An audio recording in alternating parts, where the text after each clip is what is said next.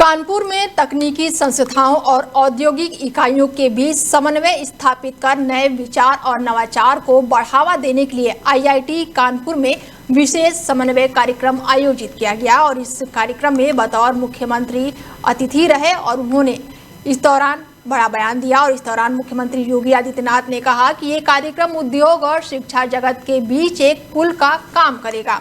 इसके साथ ही उन्होंने कहा कि प्रदेश सरकार स्टार्टअप और नई तकनीकों को बढ़ावा देने के लिए प्रतिबद्ध है। शिक्षा और उद्योग के बीच सहयोग की आवश्यकता पर जोर दिया गया ताकि राज्य और देश की प्रगति सुनिश्चित की जा सके।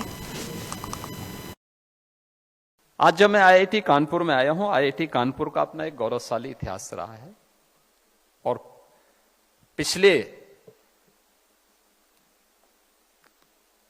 लगभग 6 दशक में आईआईटी कानपुर ने देश के अंदर टेक्नोलॉजी के क्षेत्र में देश को बहुत कुछ देने का प्रयास किया है। अभी मैं पिछले सप्ताह नोएडा के एक सेंटर में गया था।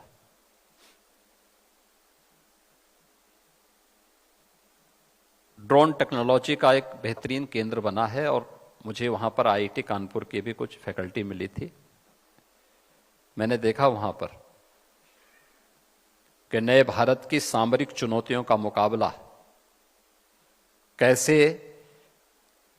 हमारा युवा कर रहा है और कैसे आईआईटी कानपुर उसमें योगदान देकर के उन चुनौतियों का मुकाबला कर रहा है जो ऑपरेशन सिंदूर के अंदर या अन्य समय में हम लोग या देश झेलता है। उत्तर प्रदेश के अंदर कानून की राज की स्थापना की दिशा से अपनी state forensic and cyber security का इंस्टीट्यूट की भी स्थापना राज्य के अंदर करते हुए आज वहां पर बेहतरीन इकोसिस्टम को डेवलप किया है। लेकिन अभी इसमें बहुत कुछ किए जाने की आवश्यकता है। अभी इस दिशा में बहुत कुछ करने की गुंजाइश है और उस दिशा में हम लोग आईआईटी कानपुर के भी संपर्क में हैं और आईआईटी कानपुर से भी सहयोग की अपेक्षा रखते हैं। हर एक क्षेत्र में बहुत कुछ करने की गुंजाइश है और मेरा मानना है कि यह एक नया फील्ड होगा जिसमें हमें कार्य करने की आवश्यकता है।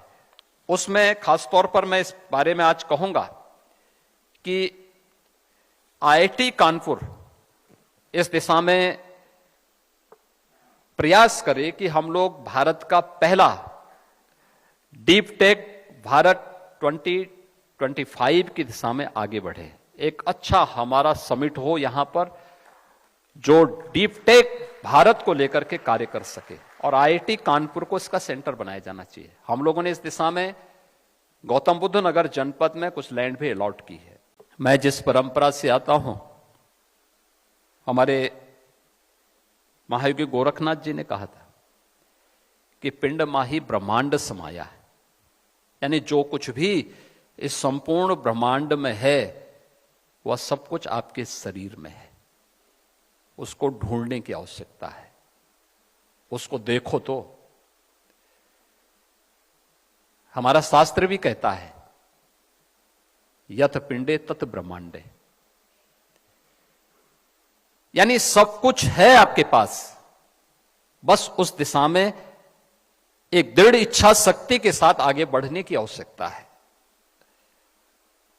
और आईआईटी कानपुर इसलिए भी क्योंकि देश का पहला कंप्यूटर तो आईआईटी कानपुर ने दिया था और इसीलिए जब क्वांटम कंप्यूटिंग की बात आई तो मैंने सबसे पहले आईआईटी के डायरेक्टर को फोन किया। मैंने कहा एक पत्र मुझे तत्काल बना के भेजे, इसको तत्काल हमें आगे बढ़ाना है।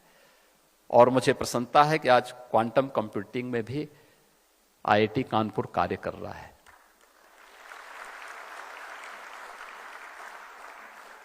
याद रखना, क्वांटम कंप्यूटिंग के लिए यह आईआईटी है। आप लोग यहां पर साइंस में भी काम कर रहे हैं, टेक्नोलॉजी में काम कर रहे हैं, इंजीनियरिंग में, मैथमेटिक्स में, सब में काम कर रहे हैं। मैथमेटिक्स का कर्माकर थ्योरी भारत की ही एक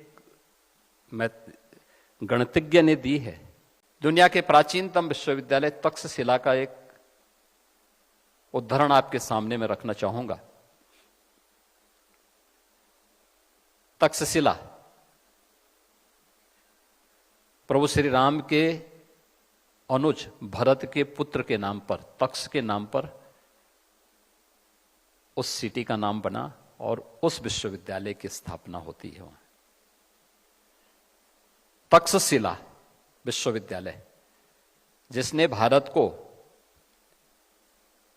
सुश्रुत और चरक जैसे आयुर्विज्ञान से जुड़े हुए, आयुर्वेद से जुड़े हुए विद्वान दिए थे। वहां पर अपना अध्ययन करने के लिए जीवक नाम का एक वैद्य भी गया था। वो वैदिकी की शिक्षा लेने के लिए वहां गए थे। काफी दिनों तक वहां रहे। अध्ययन पूरा करने के बाद वह अपने आचार्य के पास जाते हैं, कहते हैं कि मैं बहुत दिन यहां रह चुका हूं, अब मैं वापस जाना चाहता हूं।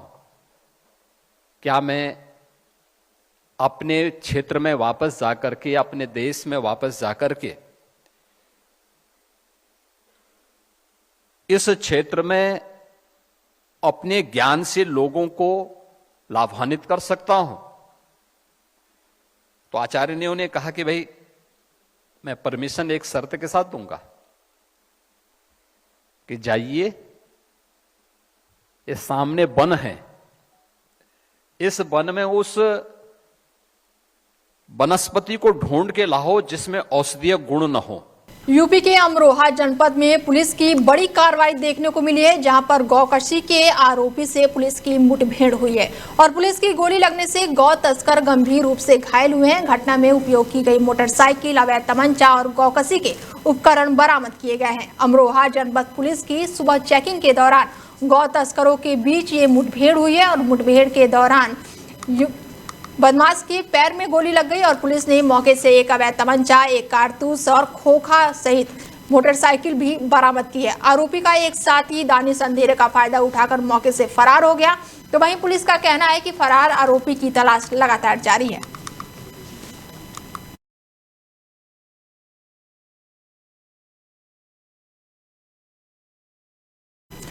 खबर यूपी के बिजनौर से है, जहां पर हड़कंप मचा हुआ है। नायब तहसीलदार ने गोली मारकर खुद की जान ले ली है। लाइसेंसी पिस्टल से सिर पर फायर किया गया है। बता दें कि नायब तहसीलदार ने खतरनाक कदम उठाया है। उत्तर प्रदेश के बिजनौर जिले से एक चौंकाने वाली घटना सामने आई है। बिजनौर सदर तहसील के नायब तहसीलदार राजकुमार ने अपने सरकारी आवास पर खुद को गोली मार ली है, जिसके बाद से तहसील परिषद में हड़कंप मच गया है। गोली की आवाज सुनकर आसपास के लोग और कर्मचारी मौके पर पहुंचे। उन्होंने नायब तहसीलदार को जमीन पर गिरा हुआ पाया, जिसके बाद से तुरंत पुलिस और एम्बुलेंस को सूचना दी गई। आनन फानन में उन्हें जिला अस्पताल ले जाया गया, जहां उनकी हालत बेहद ही नाजुक बनी हुई है। घटना के बाद से पुलिस अधिकारी जांच पड़ताल में लगे हुए हैं। खबर पर ज्यादा जानकारी के लिए फोन लाइन से हमारे साथ जुड़ चुके हैं ताबिश जी। उनसे जानते हैं कि इस घटना के बारे में क्या कुछ जानकारी है। ये गोली लाइसेंसी बंदूक से लगी मारी है उन्होंने खुद को। पहले तो मुझे ये बताइए कि आखिर वजह क्या रही खुद को गोली मारने की। देखिए, बिल्कुल मैं आपको बताना चाहूंगा कि ये पूरा मामला जनपद बिजनौर सदर एक नायब तहसीलदार है जिनका नाम राजकुमार है, और इन्होंने आज सुबह ही अपने सरकारी आवास में अपनी लाइसेंसी पिस्टल से अपनी आत्महत्या करी है। लेकिन अगर हम डॉक्टरों की बात करें तो डॉक्टरों की पैनल में इनका इलाज चल रहा था। इनका इलाज के दौरान इनकी मृत्यु हुई है, पर मौके पे डीएम कप्तान दोनों वहाँ मौजूद थे। लेकिन मैं बताना चाहूंगा किसी न किसी से फौरन ये मामला जब खुल के आएगा तो इस मामले का पूरा पता चलेगा कि ये खुदकुशी क्यों की गई है। अगर हम बात करें परिजनों की, तो परिजनों को रो रो के बुरा हाल है। कुछ बताने को नहीं बता पा रहे हैं कि उनके साथ क्या हुआ था क्या नहीं हुआ था। लेकिन सबसे बड़ी बात यह है कि एक नायब तहसीलदार अपने सरकारी आवास में आत्महत्या करता है, जिसका अभी तक कुछ पता नहीं चल रहा है कि आत्महत्या की वजह क्या है। जी बिल्कुल, ये बहुत बड़ी बात है कि नायब तहसीलदार ने खुद को गोली मार ली है और फिलहाल तो जांच पड़ताल चल रही है। पर मुझे ये बताइए कि ये जांच पड़ताल अभी तक पुलिस की कहां तक पहुंची है। देखिए, बिल्कुल अगर बात करें हम जांच पड़ताल की, तो लगातार जो विभागीय कार्रवाई है इसकी भी जांच चल रही है कि विभाग की तरफ से कोई ऐसा कोई दिक्कत तो नहीं थी, या अदरवाइज घरेलू कलह हो सकती है, तो कुछ ना कुछ तो पुलिस इसमें जांच करेगी। जांच के बाद साफ पता चलेगा कि इस आत्महत्या का मामला क्या है पूरा। जी, तो पुलिस ने अभी इस पर कुछ बयान नहीं दिया है। देखिए बिल्कुल, अगर लगातार हम कप्तान साहब से लगातार बात हमारी लगातार चल रही है, लेकिन कप्तान साहब अभी कुछ कहने पे नहीं बोल रहे हैं कि मामला क्या हो सकता है। जी, ताबिश से एक सवाल और मेरा आपसे है कि सरकारी आवास पर इन्होंने खुद को गोली मारी है, सुरक्षा की व्यवस्था तो होंगी, या फिर ये गोली इन्होंने खुद कब मारी, रात को, दिन में, ये घटना कब की है?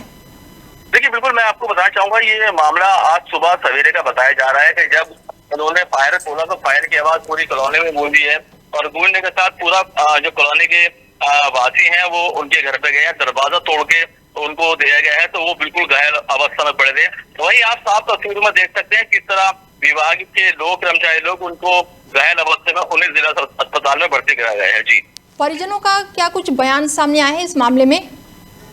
देखिए बात करें परिजनों की, तो परिजनों को रोजाना रो रो के बुरा हाल है। एक बहुत बड़ा सदमा परिजन पे है, क्योंकि एक ही औलाद थी उनके माँ बाप की, जिसमें वो अब भगवान को प्यारे हो चुके हैं। अगर हम उनके परिवारों से बात कर रहे हैं तो अभी वो कुछ भी कहने को मजबूर है। जी, ठीक है, ताबिश इस खबर पर आगे भी आपसे अपडेट लेते रहेंगे। फिलहाल धन्यवाद आपका इस खबर पे जानकारी देने के लिए। आपको की खबर बिजनौर से है, जहां पर सदर तहसील नायब तहसीलदार राजकुमार ने अपने सरकारी आवास पर खुद को गोली मार ली है और अपनी जीवन लीला समाप्त कर ली है।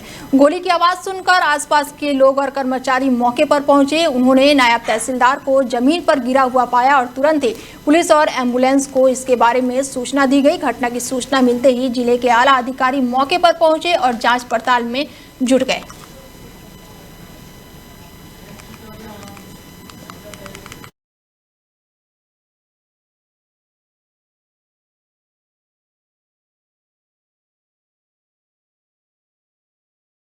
नायब तहसीलदार राजकुमार का नाम, उनके संबंध में सूचना प्राप्त की गोली लगी है और तत्काल हॉस्पिटल लाया गया है।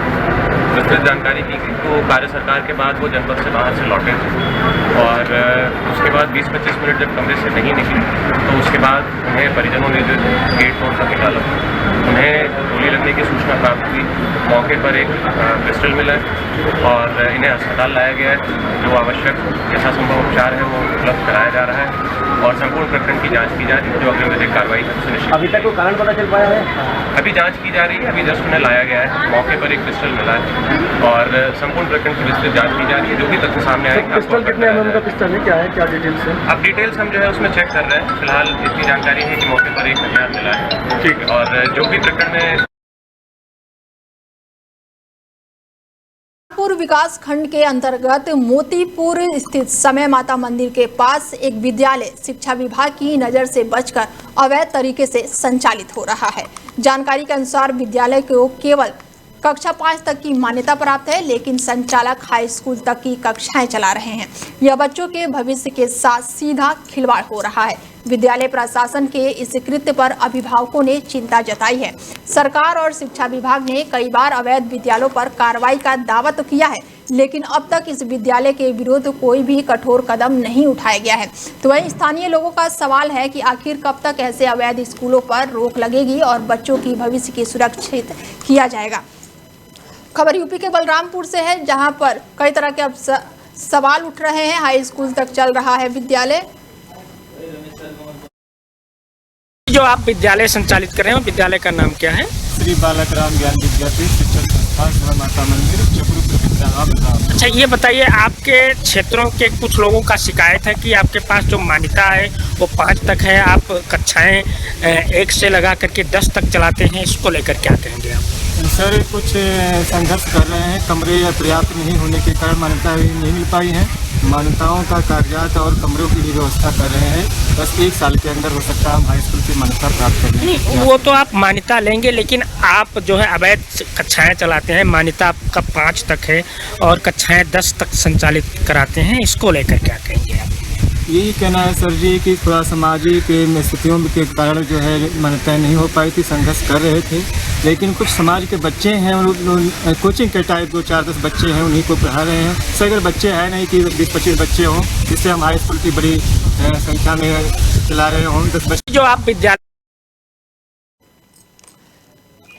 खबर बलरामपुर से है, जहां पर स्कूल को केवल 5वीं तक की मान्यता प्राप्त है, लेकिन हाई स्कूल तक विद्यालय चलाया जा रहा है। और इस खबर पर ज़्यादा जानकारी के साथ फोन लाइन पर हमारे साथ जुड़ चुके हैं प्रमोद, और इनसे जानते हैं इस पर और क्या कुछ अपडेट है। प्रमोद, आपको आवाज़ आ रही है मेरी? के अंतर्गत मोतीपुर समय माता मंदिर के पास यह विद्यालय चल रहा है। कागजों में तो इसका केवल 5 तक की मान्यता मिली है, लेकिन हकीकत यह है कि बच्चों को हाई स्कूल तक पढ़ाया जा रहा है। जी, आपको बता दें कि सरकार ने अवैध विद्यालय पर कार्रवाई की बात तो कहती है, लेकिन यह जमीनी हकीकत कुछ और ही है। न शिक्षा विभाग की नजर पड़ रही है इसमें, न शिक्षा विभाग की नजर पड़ रही है, न यहाँ के कोई उच्च अधिकारी की। तो प्रमोद जी, परिजनों का क्या कुछ कहना है इस पर? बच्चन से जब हमारी बात हुई तो उन्होंने ये कहा कि मैं सीधे विरोध करूंगा, तो मेरे बच्चे वहाँ पढ़ रहे हैं और हमारे बच्चे का एडमिशन तो कर लिए हैं, लेकिन कहीं अन्य स्कूलों में ये बता रहे हैं, लेकिन उनके पास मार्कशीट और ये सब कहाँ पे कागजात उपलब्ध कराएंगे। उससे सवाल ये है कि बच्चों के साथ भविष्य के साथ खिलवाड़ हो रहा है। ठीक है, तो ये तो बच्चों के साथ सीधे सीधे उनके भविष्य के साथ खिलवाड़ हो रहा है, क्योंकि 5वीं तक की कक्षा तक की मान्यता है और हाई स्कूल तक ये विद्यालय चलाया जा रहा है। इसको लेकर वहाँ पर स्कूल टीचर वगैरह का क्या कुछ कहना है? इस पर बयान आया है कुछ? जी, प्रधानाध्यापक से हमारी बात हुई तो उनके द्वारा ये बताया गया कि मेरा कक्षा 5 तक की मान्यता प्राप्त है, लेकिन हाई स्कूल अभी मेरे पास 20-25 बच्चे हैं। मैं इसके लिए लगा हूँ, 1 साल में इसका कागज मैं उपलब्ध करा दूं। लेकिन तब तक के बच्चों के लिए तो बड़ी सवाल है ना कि उनके बच्चों के साथ खिलवाड़ हो रहा है। बच्चों के भविष्य के साथ ये खिलवाड़ हो रहा है और अभी तक प्रशासन ने इस पर कोई भी कार्रवाई नहीं की है। प्रमोद जी, शिक्षा विभाग से बात की गई, बेसिक शिक्षा अधिकारी से बात की गई, तो उनके द्वारा ये बताया गया कि टीम गठित कर दी गई है और इससे जल्द से जल्द कार्रवाई होगी। लेकिन ये ऐसे कई मामला है, बलरामपुर के कई ऐसे विद्यालय हैं कि जो जांच करने की बात तो कहते हैं, लेकिन मौके पर जाकर पता बिल्कुल टीम तो गठित कर दी गई है। अब ऐसे में सवाल ये उठ रहा है कि आखिर कार्रवाई कब तक होगी? जी, धन्यवाद प्रमोद जी तमाम जानकारी के लिए। आगे भी इस खबर पर आपसे अपडेट लेते रहेंगे। धन्यवाद। स्कूलों को 5वीं तक की मान्यता प्राप्त है, लेकिन ये स्कूल फिलहाल हाई स्कूल तक चलाया जा रहा है।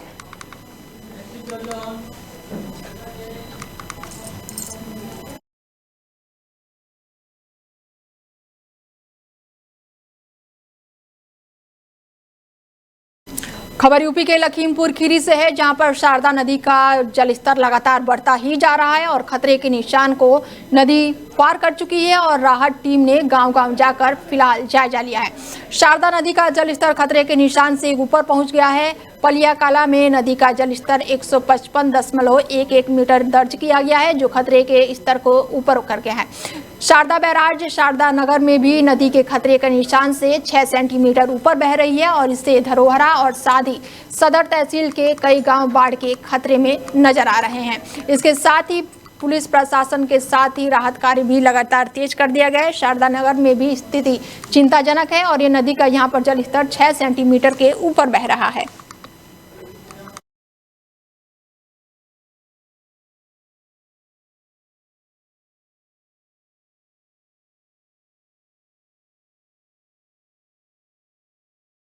खबर यूपी के बाराबंकी से है, जहां पर छात्रों पर लाठीचार्ज का मामला अब तूल पकड़ चुका है और इसी बीच समाजवादी पार्टी के छात्र सभा ने बीजेपी के स्टूडेंट विंग एबीवीपी अपने समर्थन दे रहा है। लखनऊ के राजभवन के ठीक सामने समाजवादी छात्र सभा ने प्रदर्शन किया और ये प्रदर्शन एबीवीपी के छात्रों के समर्थन में किया गया।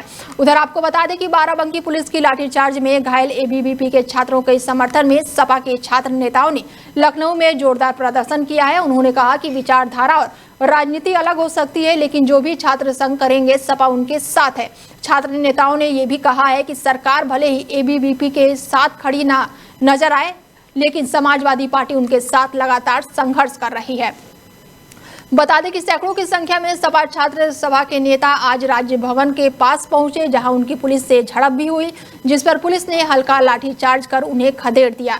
नाराज कार्यकर्ता राजभवन के सामने सड़कों पर ही लेट गए और आखिर में पुलिस ने उन्हें उठाकर बस में भरना भी शुरू कर दिया। और इस दौरान कुछ सपा कार्यकर्ता बस के ऊपर चढ़ गए और पुलिस ने बस के ऊपर चढ़कर उन्हें वहीं से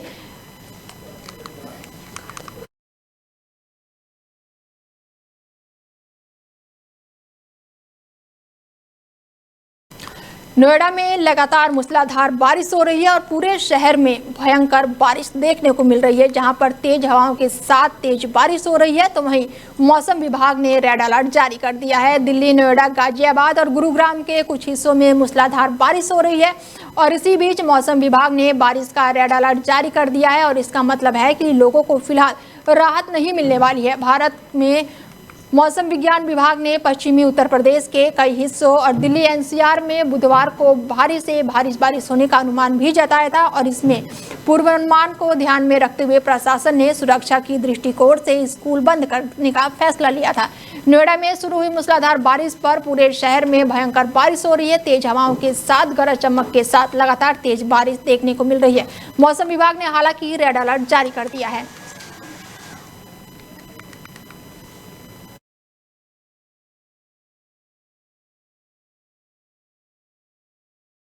इकोटेक थर्ड थाना पुलिस की चेकिंग के दौरान एक बदमाश से मुठभेड़ हो गई है और पुलिस मुठभेड़ के दौरान शातिर बदमाश के पैर में गोली लग गई है। पुलिस ने घायल बदमाश को इलाज के लिए अस्पताल में भर्ती कराया है, जहां पर बदमाश का इलाज जारी है। पकड़े गए बदमाश के कब्जे से अवैध तमंचा, चोरी का सामान भी पुलिस ने बरामद किया है। शातिर बदमाश ने कुछ दिन पहले ही अपने 2 साथियों के साथ मिलकर चोरी की वारदात को अंजाम दिया था। पुलिस ने घायल बदमाश के दोनों साथियों को पहले ही गिरफ्तार करके फिलहाल जेल भेज दिया था। सेंट्रल नोएडा के इकोटेक थर्ड थाना पुलिस से ये मुठभेड़ हुई और फिलहाल पुलिस को ये बड़ी कामयाबी हाथ लगी है।